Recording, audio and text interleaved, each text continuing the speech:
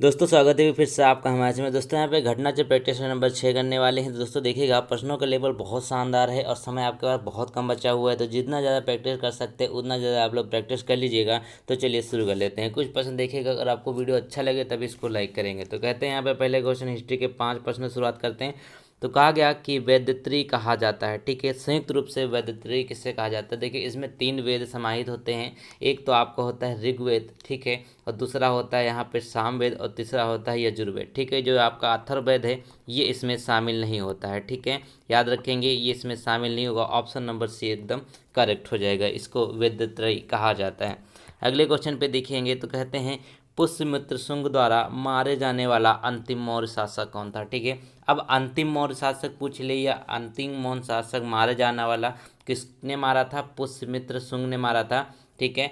अब यहाँ पे ये कौन हो जाएंगे? हो जाएंगे बृहद्रथ, ठीक है। बृहद्रथ जो थे ये अंतिम मौर्य शासक थे जिनको मारकर पुष्यमित्र शुंग ने यहाँ पर शुंग वंश की स्थापना करी थी। अगले क्वेश्चन की तरफ चलते हैं। तो कहा गया कि निम्नलिखित में से किस शासक को भारत का नेपोलियन कहा जाता है, ठीक है। कौन एक शासक है जिसको भारत का नेपोलियन कहा जाता है? तो 3 का अगर राइट आंसर पे नजर डालेंगे दोस्तों तो इसका क्या हो जाएगा? 3 का वो हो जाएगा ऑप्शन नंबर बी। जो समुद्रगुप्त हैं इनको भारत का नेपोलियन कहा जाता है, ठीक है। चलिए क्वेश्चन नंबर 4 की तरफ चलते हैं। अब यहाँ पे देखेंगे आप अगर, तो कहा गया कि प्रसिद्ध चीनी यात्री ह्वेनसांग ने किसके सम्राट, कौन से सम्राट के शासनकाल के दौरान भारत की यात्रा करी थी? 4 का राइट आंसर क्या हो जाएगा दोस्तों? ये हो जाएगा आपका हर्षवर्धन। हर्षवर्धन के समय ह्वेनसांग आते हैं।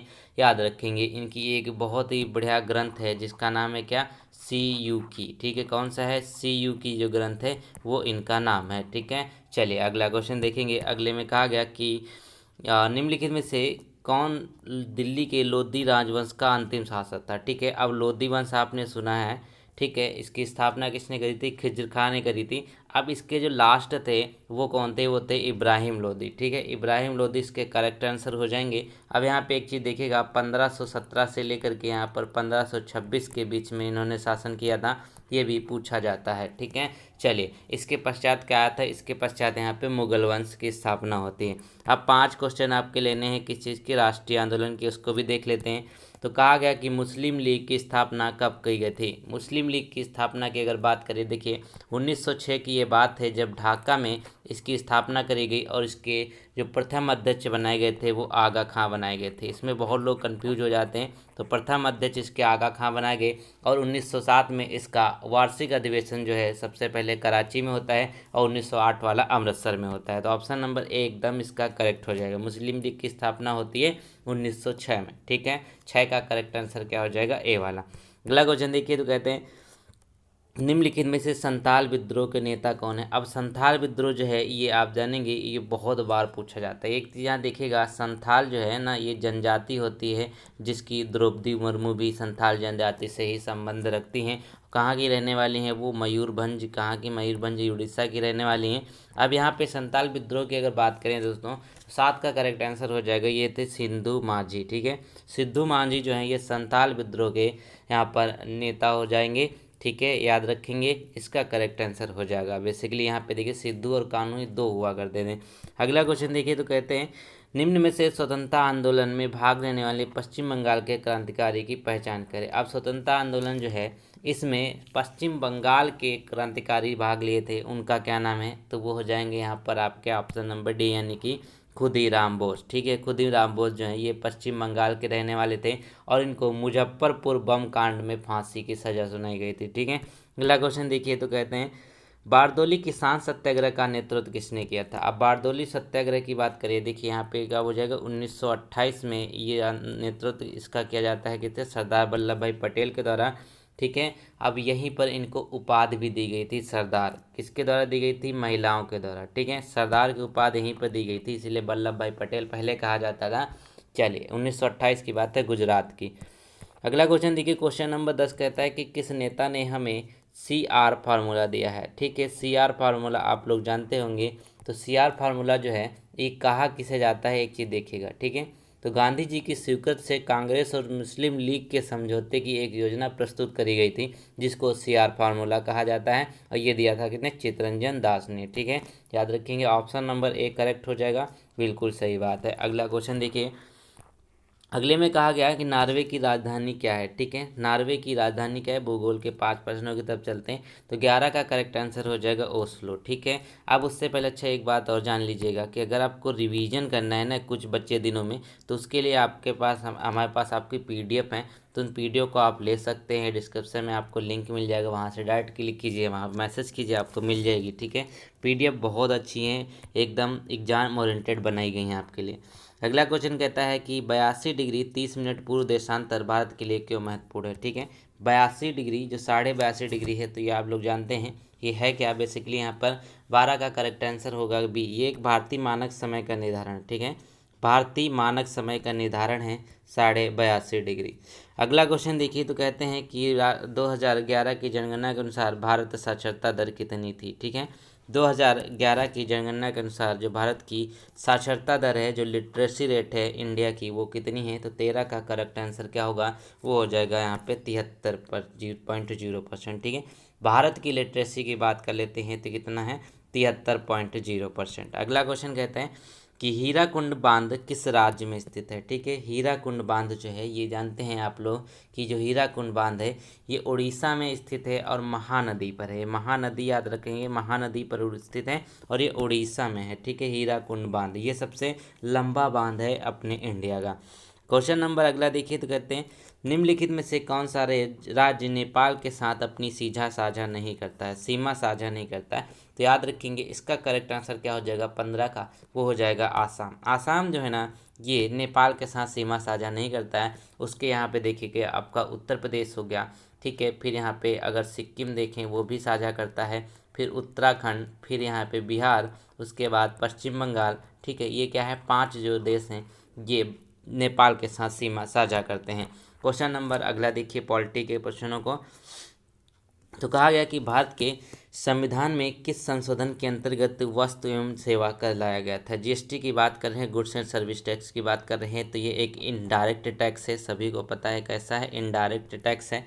ठीक है, अब यहाँ पे देखेंगे 16 का जो करेक्ट आंसर होगा दोस्तों, वो हो जाएगा संविधान संशोधन 101वां जो था उसके तहत आया था। अब यहाँ पे यहाँ पे कन्फ्यूज जाते, देखिए 122वां जो था ये विधेयक था। ठीक है, 122वां विधेयक था, 121वां संविधान संशोधन था।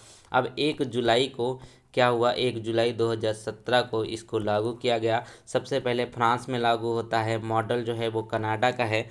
अगला क्वेश्चन कहता है कि 1 रुपये के नोट पर किसके हस्ताक्षर होते हैं। 1 रुपये नोट पर जो है हस्ताक्षर किसके होते हैं। तो इसका करेक्ट आंसर क्या हो जाएगा, ये हो जाएगा आपका 17 का करेक्ट आंसर सी, यानी कि भारत के वित्त सचिव। ठीक है, भारत के वित्त सचिव जो हैं वो 1 रुपये के नोट पर हस्ताक्षर करते हैं। बाकी जितने भी नोट होते हैं वो करते हैं यहाँ पे भारतीय रिजर्व बैंक के गवर्नर के द्वारा। अगला क्वेश्चन देखिए, कहा गया यहाँ पर कि प्रथम वित्त आयोग के अध्यक्ष कौन है। ठीक है, प्रथम वित्त आयोग जो बना था उसके अध्यक्ष कौन है। अभी देखिए जो अभी चल रहा है उसके तो यहाँ पे एन.के. सिंह है।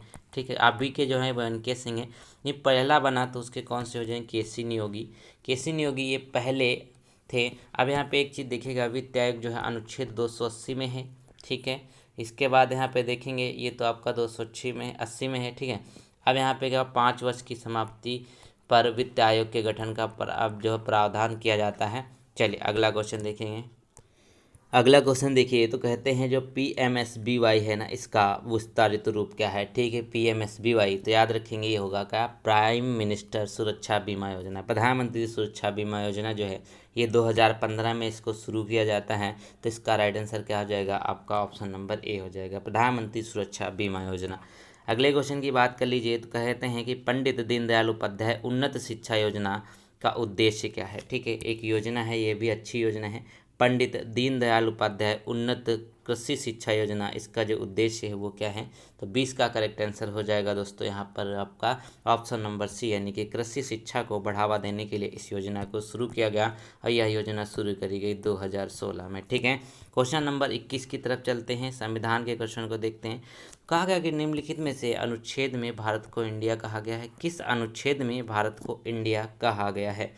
एक अच्छा क्वेश्चन है, तो अनुच्छेद 1 जो है इसमें भारत को इंडिया कहा जाता है। ठीक है, अगला क्वेश्चन देखिए, क्या बताएंगे, किस मौलिक अधिकार के तहत कानून की नज़र में सभी लोग समान हैं। ठीक है, एक मौलिक अधिकार आपको दिया गया है, तो उसके तहत जो है आपको कहते हैं ना कि सभी के सभी जो हैं समान रूप से हैं, तो वो होता है कब समता का अधिकार। समता का अधिकार आता है कितने में, अनुच्छेद 14 से लेकर के 18 के बीच में यहाँ पर समता का अधिकार मेंशन किया गया है। अगले क्वेश्चन की तरफ चलते हैं, तो कहते हैं निम्नलिखित में से कौन भारत के पूर्व राष्ट्रपति हैं। ठीक है, अब भारत के इनमें से कौन पूर्व राष्ट्रपति हैं, तो देखिए 23 में अगर आप देखें यहाँ पर राजीव गांधी, इंदिरा गांधी, लाल बहादुर शास्त्री, ये कोई नहीं है। ठीक है, तो क्या होगा, राजेंद्र प्रसाद जो हैं ये सबसे पहले पूर्व राष्ट्रपति बने थे और लगातार 2 बार राष्ट्रपति रहे हैं। ठीक है, इसीलिए कहा जाता है कि संविधान में राष्ट्रपति के लिए प्रावधान नहीं है कि वो कितनी बार चुनाव लड़ सकता है, क्योंकि राजेंद्र प्रसाद जो हैं ये 2 बार चुनाव जीते और 2 बार के राष्ट्रपति रहे थे। अगला क्वेश्चन कहते हैं कि लोकसभा स्थगित करने का अधिकार किससे है। ठीक है, अब आप सभी को पता है कि लोकसभा जो है वो स्थगित हो जाती है, राज्यसभा कभी स्थगित नहीं होती। अब स्थगित हो जाती है तो किसके द्वारा इसको स्थगित किया जा सकता है, तो 24 का करेक्ट आंसर हो जाएगा राष्ट्रपति। ठीक है, राष्ट्रपति के पास ये पावर होती है कि ये या जो आपका लोकसभा है इसको स्थगित कर दे। अगला क्वेश्चन देखिए, कहते हैं ना कि निम्नलिखित में से किस राज्य ने सर्वप्रथम पंचायती राज व्यवस्था को अपनाया था। अब पंचायती राज व्यवस्था को अपनाने वाला कौन सा हो जाएगा, राजस्थान। 1959 की बात है, नागौर जिला है, वहाँ पर सबसे पहले इस व्यवस्था को अपनाया गया। 73वां संविधान संशोधन इससे रिलेट करता है। अगले क्वेश्चन की तरफ चलते हैं, साइंस के जो आपके क्वेश्चन पूछे जाने हैं 5 ठो। ठीक है, 26 में कहा गया कि डैश दर्पण कारों की हेडलाइट में प्रयोग किया जाता है। अब कारों की जो हेडलाइट है उसमें कौन सा दर्पण लगाया जाता है, 26 का करेक्ट आंसर हो जाएगा डी, यानी कि अवतल लेंस। ठीक है, अवतल माफ कीजिएगा दर्पण है। ठीक है, अवतल दर्पण का यूज़ किया जाता है कारों की हेडलाइट में प्रयोग करने के लिए। अगला क्वेश्चन कहता है कि प्रत्यावर्ती या फिर जो एसी करंट होता है, अल्टरनेटिंग करंट होता है और डायरेक्ट करंट होता है। ठीक है, 2 होती हैं करंट आपको, तो बदलने के लिए किस युक्ति का प्रयोग किया जाता है, यानी कि एसी को डीसी में कन्वर्ट कर सकते हैं, डीसी को एसी में कन्वर्ट कर सकते हैं। तो इसके लिए जो यूज़ किया जाता है वो होता है कौन सा, 27 का करेक्ट आंसर हो जाएगा रेक्टिफायर। रेक्टिफायर के माध्यम से हम करंट को यहाँ पे चेंज करते हैं। देखिएगा एसी करंट जो होती है वो ऐसे चलती है और जो डायरेक्ट करंट होती है वो सीधे चलती है, इसलिए कहते हैं डायरेक्ट करंट जो है ज़्यादा खतरनाक होती है। ठीक है, अगला क्वेश्चन देखिए, कहते हैं यहाँ पर कि ठोस कार्बन डाइऑक्साइड को कहते हैं। ठीक है, जो ठोस कार्बन डाइऑक्साइड होता है बेसिकली CO2 ही होता है। ठीक है, तो ये क्या हो जाएगा यहाँ पर आपका सूखी बर्फ। ठीक है, इसको ड्राई आइस कहा जाता है। ड्राई आइस क्या है, ये आपका CO2 ही होता है।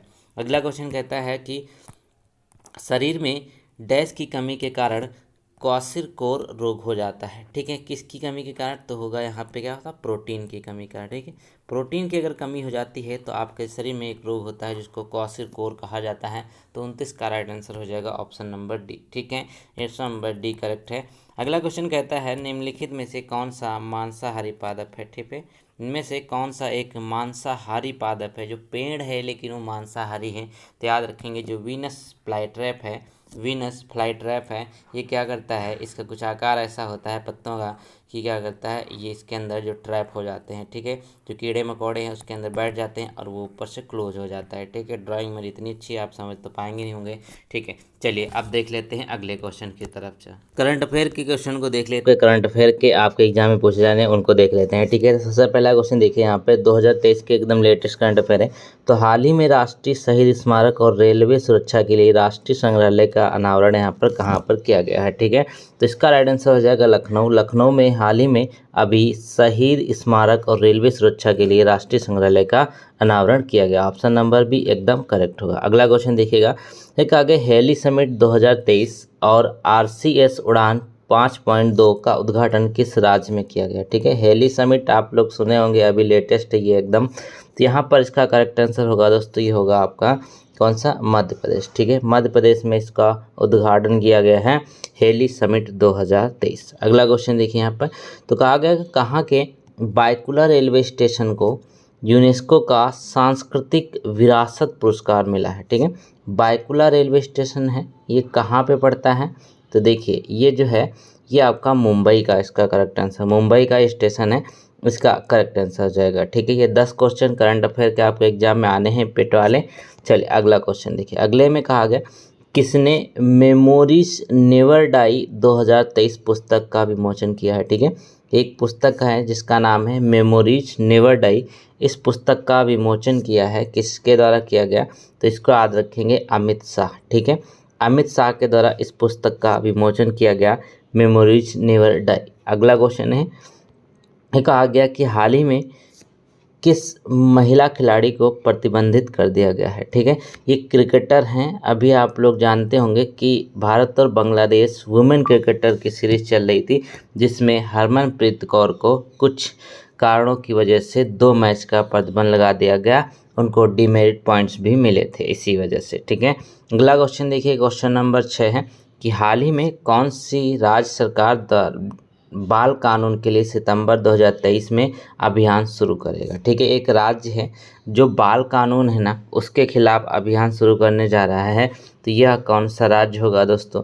ये राज्य होगा आपका राजस्थान। ठीक है, राजस्थान इसका करेक्ट आंसर है। अगला क्वेश्चन देखिए, कहा गया किस राज्य सरकार ने मुख्यमंत्री ने ग्रामीण आवास न्याय योजना शुरू करी है। ठीक है, ग्रामीण आवास न्याय योजना शुरू करी गई है किसके द्वारा?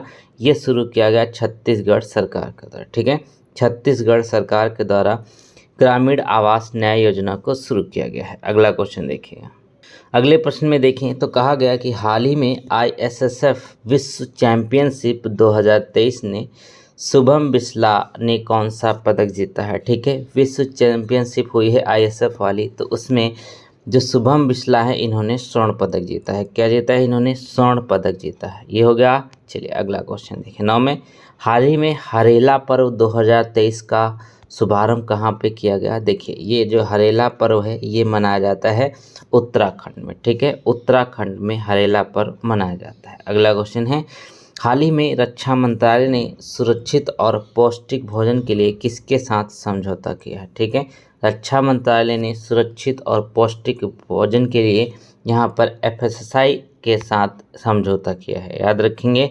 तो दोस्तों करंट अफेयर के 10 क्वेश्चन हो गए। अब यहाँ पर आपके लिए इम्पोर्टेंट है जनरल अवेयरनेस के 10 क्वेश्चन। ठीक है, जनरल अवेयरनेस के 10 क्वेश्चन। वीडियो लाइक दोस्तों जरूर करें, मेहनत लगती है आपके लिए वीडियो बनाने में।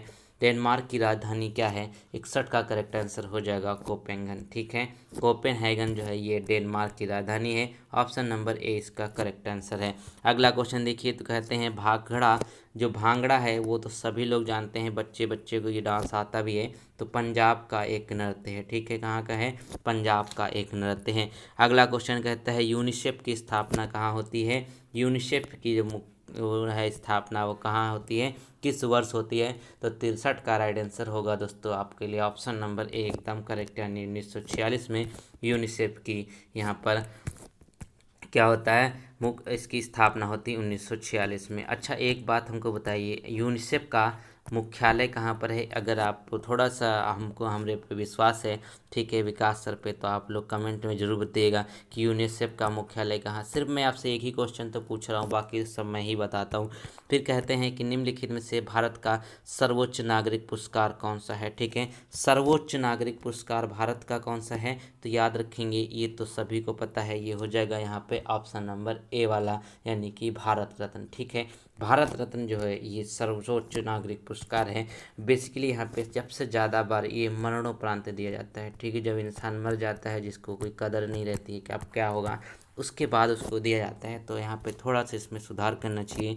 फिर कहते हैं कि रूमी दरवाज़ा कहाँ स्थित है? ठीक है, जो रूमी दरवाज़ा है वो कहाँ पर स्थित है?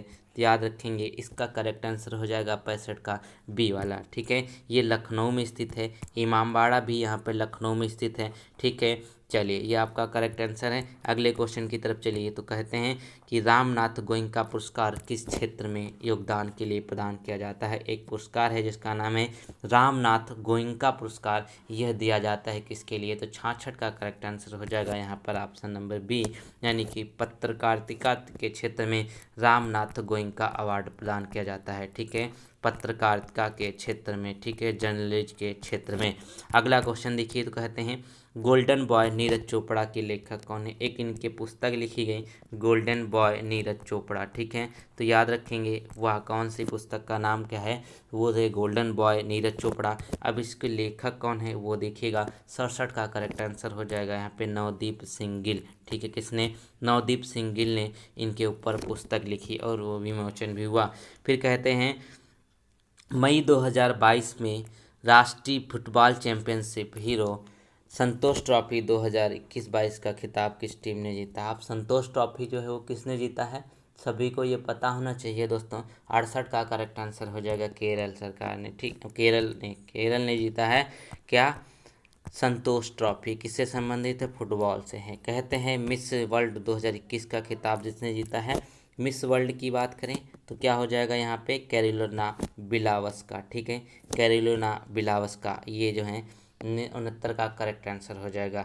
अगला क्वेश्चन देखिए, तो कहते हैं राष्ट्रीय वन्य जीव बोर्ड की स्थायी समिति की 67वीं बैठक में प्रतिवर्ष किस तिथि को राष्ट्रीय डॉल्फिन दिवस मनाए जाने की घोषणा करी गई है, ठीक है। राष्ट्रीय डॉल्फिन दिवस जब मनाया जाता है और डेट कौन सी है, 5 अक्टूबर, ठीक है, कौन सी है, 5 अक्टूबर को हम राष्ट्रीय डॉल्फिन दिवस के रूप में मनाते हैं। अच्छा क्वेश्चन है, ये पूछा जरूर जाता है। अब चलते हैं अगले प्रश्नों की तरफ। तो चलिए यहाँ पे देख लेते हैं रीजनिंग के प्रश्नों को, ठीक है। तो अंधेर नगरी के लेखक कौन है, ये बहुत ही फेमस नाटक है अंधेर नगरी, तो इसके लेखक कौन है, तो 36 का जो करेक्ट आंसर होगा दोस्तों वो हो जाएगा यहाँ पे भारतेंद्र हरिश्चंद्र, ठीक है, भारतेंद्र हरिश्चंद्र इसके करेक्ट आंसर हो जाएंगे। अगले क्वेश्चन की तरफ चलते हैं। तो कहा गया कि सूर्योदय शब्द का संधि विच्छेद आपको बताना है। सूर्योदय शब्द का जो संधि विच्छेद होता है वो कौन सा हो जाएगा, सूर्य प्लस उदय, ठीक है, कौन सा है, सूर्य प्लस उदय, यानी कि ऑप्शन नंबर 20 का एकदम करेक्ट होगा। अगले क्वेश्चन की तरफ चलते हैं। तो कहते हैं दाता शब्द का स्त्रीलिंग क्या होगा, ठीक है, जो दाता शब्द है इसका स्त्रीलिंग क्या होता है, तो याद रखेंगे ये हो जाएगा आपका ऑप्शन नंबर सी करेक्ट हो जाएगा, यानी कि दात्री जो है ये दाता शब्द का स्त्रीलिंग होता है, ठीक है, दात्री जो है ये दाता शब्द का स्त्रीलिंग होता है। अगले क्वेश्चन की तरफ चलते हैं। तो कहा गया कि जो किए गए उपकार को मानता हो उसके लिए एक शब्द लिखना है, ठीक है, किए गए उपकार को मानने वाले के लिए एक जो शब्द लिखेंगे वो कौन सा हो जाएगा, तो देखिएगा वो होता है यहाँ पर आपके लिए 39 का राइट आंसर कृतज्ञ होता है, ठीक है, ऑप्शन नंबर बी करेक्ट होगा, कृतज्ञ होता है। चलिए क्वेश्चन नंबर 40 देखिए, कहते हैं निम्नलिखित में से कौन सा शब्द पर्यायवाची नहीं है, ठीक है, इसमें से कहते हैं कौन सा शब्द जो है सरस्वती का पर्यायवाची नहीं है। तो सरस्वती में अगर बात कर लेते हैं, देखिए सरस्वती का पर्यायवाची होते क्या है ये तो जानना जरूरी है। तो एक वीणा पाठ, फिर महाश्वेता और फिर प्रभा भारती, ठीक है, ये क्या है, ये आपके सरस्वती के पर्यायवाची है, लेकिन पद्मा जो है ये सरस्वती का पर्यायवाची नहीं होता है, याद रखेंगे। चलिए ये इसका करेक्ट आंसर हो जाए, ये किस चीज़ का होता है, ये लक्ष्मी का होता है, ठीक है, लक्ष्मी का पर्यायवाची होता है, ठीक है। अगला क्वेश्चन देख लेते हैं यहाँ पर। अगले क्वेश्चन यहाँ पे देखिए इंग्लिश के 5 क्वेश्चन आने हैं। तो एक छोटा सा आपके लिए पैसेज दिया हो, इस पैसेज को पढ़ लीजिए, साथ में मैं भी पढ़ लेता हूँ ताकि इसके क्वेश्चन जो है वो हम आपको बताने वाले हैं। तो वीडियो पॉज करके इसको पढ़ लें, थोड़ा सा यहाँ पे 2-4 लाइन और है। चलिए,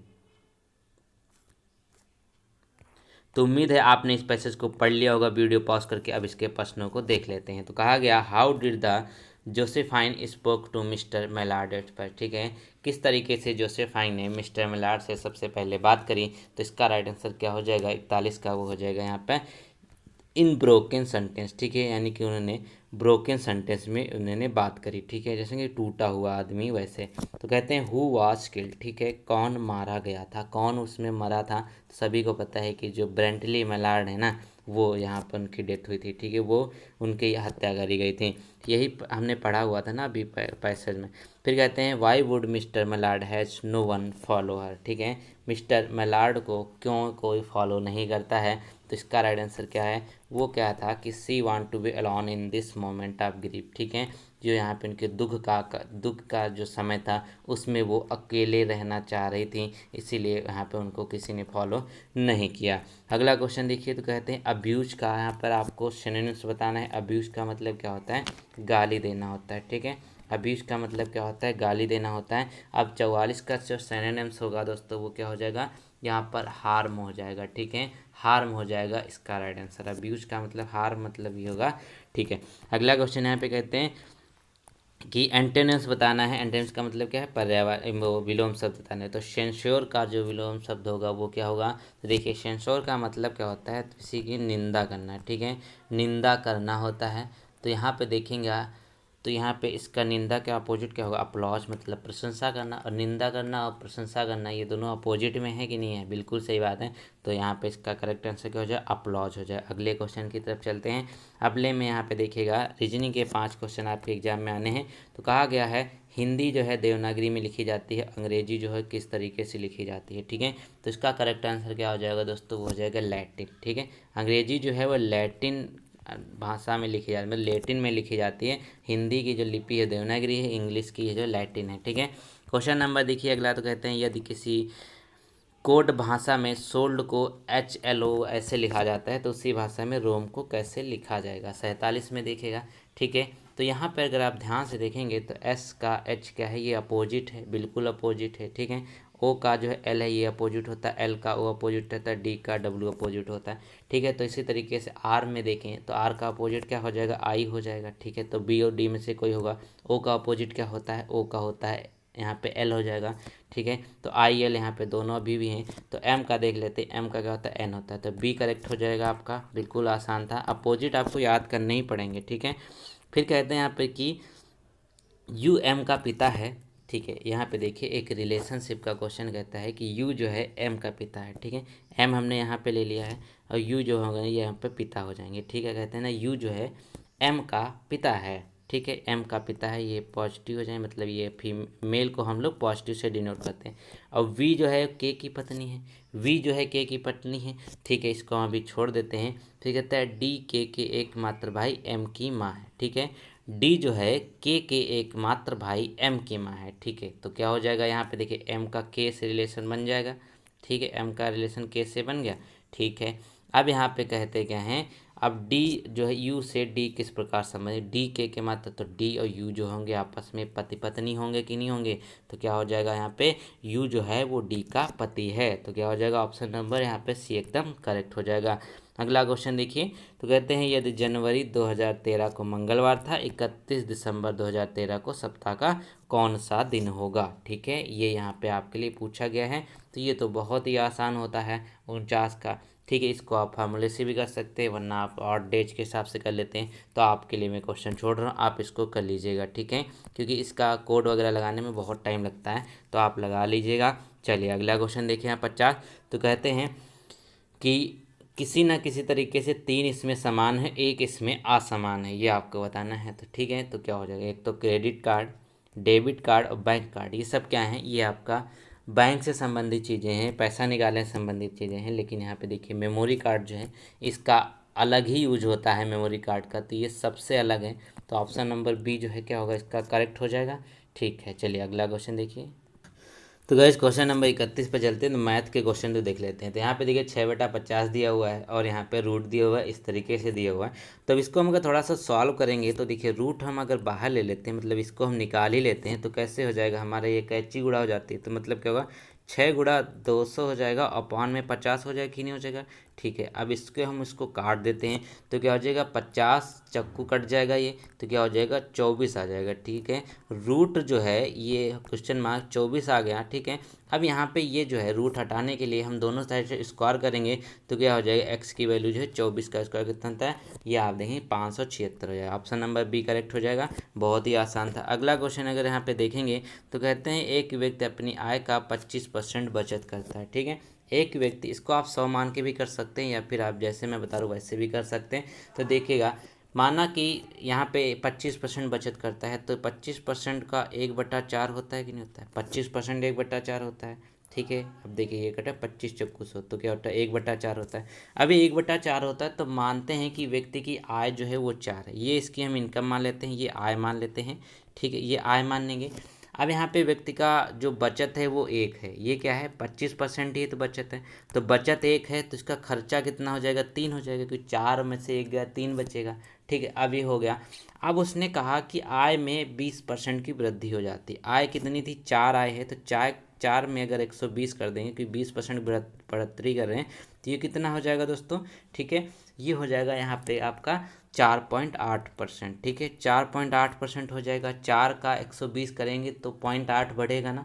ठीक है, अब कहते हैं व्यक्ति का नया व्यय क्या होगा। अब नया व्यय क्या होगा, क्योंकि देखिए व्यय तो वहाँ पर वो 3 ही कर रहा है ना। ठीक है, अब यहाँ पे देखिए, और बचत कितनी कर रहा है, बचत तो वो एक ही कर रहा है। तो अगर 4.1 में माने मतलब 4.8 में से एक अगर हम माइनस कर देंगे तो क्या हो जाएगा, इसकी जो नई वे हो जाएगी वो 3.8 हो जाएगी। अब वो 3.8 करता है, पहले 4.8 करता था, ठीक है, ये हो गया। अब यहाँ इसमें करेंगे क्या, सिंपल सा इसमें परसेंटेज निकाल लेंगे, ठीक है। तो क्या हो जाएगा 0.8/3 गुणा 100, ठीक है, इसको निकाल लेंगे तो क्या हो जाएगा 26 सही 2/3% आपका करेक्ट आंसर यहाँ पर आ जाएगा, ठीक है। अगला क्वेश्चन देखिएगा। अगले क्वेश्चन में देखिए तो कहते हैं यहाँ पर आपको ये दिया हुआ है वैल्यू ठीक है, ये वैल्यू आपको दे रखी है। तो सिंपल सा करना है, आप ऐसे क्वेश्चन में क्या होता है, इसमें फार्मूले ही आपको देखना होता है कौन सा इसमें फार्मूला लगा हुआ है, ठीक है, कौन सा इसमें फार्मूला लगा हुआ है। देखिएगा नीचे 3 समान है, नीचे 3 समान है, तो ये क्या आपको दिख रहा है कि नहीं दिख रहा है, a² plus a³ plus b³ है कि नहीं है, ठीक है, a प्लस b³, क्योंकि ये भी भैया 3 बार दिया, ये भी 3 बार दिया है, ठीक है, ये आपको दिया हुआ है, बिल्कुल सही बात है। अब यहाँ पर क्या होगा, इसको अगर हम और तोड़ते हैं तो क्या हो जाएगा, a प्लस बी हो जाएगा, ठीक है, ये मतलब इसका विस्तार रूप यही तो होता है। और फिर क्या, a² plus b² minus ab हो जाएगा, ठीक है। अब इन्हीं वैल्यू को ऐसे लिख लेंगे तो सब कट जाता है, ऊपर का सब कुछ कट जाएगा दोस्तों। इसको अगर आप अलग से लिखेंगे तो ऊपर बचता है एक, नीचे बच जाएगा हमारे एक, तो ये हमारी 753 बच जाएगा, एक 247 बच जाएगा, तो क्या हो जाएगा 1000 इसका आपका राइट आंसर आ जाएगा, ठीक है। 1/1000 ऑप्शन नंबर सी इसका एकदम करेक्ट हो जाएगा, ठीक है। चलिए अगला क्वेश्चन देखिएगा। अगले में कहा गया तो बहुत ही आसान है। तो कहते हैं एक संख्या और इनके 3/5वें भाग के मध्य अंतर जो है 274 है, ठीक है। उस संख्या का 20% आपको ज्ञात करना है। तो इसको 100 मान लीजिए या फिर x मान लीजिए। तो मान लेते हैं, चलो हम x है, वो संख्या कौन सी है, वो संख्या x है, ठीक है। तो कहते हैं उसके अंतर भी तो दिया हुआ है, ठीक है, x माइनस 3x/5, ये आपको अंतर दिया हुआ 274, हमको इक्वेशन मिल गई। अब ये इक्वेशन मिल गई है, अब इस इक्वेशन को आपको सॉल्व कर लेना है। जैसे ही आप इक्वेशन को सॉल्व करेंगे x की वैल्यू मिल जाएगी आपको 685, ठीक है। अब 685 का आपको 20% निकाल देना है, आपका 137 जो है वो करेक्ट आंसर यहाँ पर आ जाएगा, ठीक है। चलिए अगला क्वेश्चन देखिएगा। ये क्वेश्चन औसत का है, देखने में बड़े लगते हैं लेकिन होते बहुत छोटे हैं। तो एक पंक्ति में बैठे 4 विद्यार्थियों में से अंतिम 3 विद्यार्थियों के औसत यहाँ पे 20 वर्ष है, ठीक है। अंतिम 3 विद्यार्थियों के औसत यहाँ पे 20 है, तो प्रथम 3 विद्यार्थियों की औसत 21 है। तो प्रथम 3 की यहाँ पे 21 है, तो 21 गुणा 3 हम टोटल निकाल सकते हैं कि नहीं निकाल सकते, बिल्कुल निकाल सकते हैं। आप कहते हैं अंतिम 3 की 20 वर्ष है, तो अंतिम 3 की 20 वर्ष निकाल लेंगे और इसमें से माइनस कर देंगे, तो जो हमारे एक व्यक्ति है ना उसकी हमारी आयु निकल जाएगी। तो 21 3 कितना हो जाएगा 63 हो जाएगा, 20 3 60 हो जाएगा, ठीक है, 21 3 63 हो जाएगा और 20 3 60 हो जाएगा, तो क्या हो जाएगी 3 आ जाएगा इसके वैल्यू, ठीक है। 3 तो आ गया। अब अंतिम विद्यार्थी की आयु हमको निकालनी है, तो वो क्या है, प्रथम 26 है, तो 26 में से अगर हम 3 माइनस कर देंगे तो हमारा राइट आंसर आ जाएगा 23 वर्ष इसका करेक्ट आंसर हो जाएगा। तो आई होप ये प्रैक्टिस सेट आपको अच्छा लगा है, तो इसको लाइक करें, चैनल को सब्सक्राइब करें। मिलते हैं नए प्रैक्टिस के साथ बहुत जल्द। Thank you so much.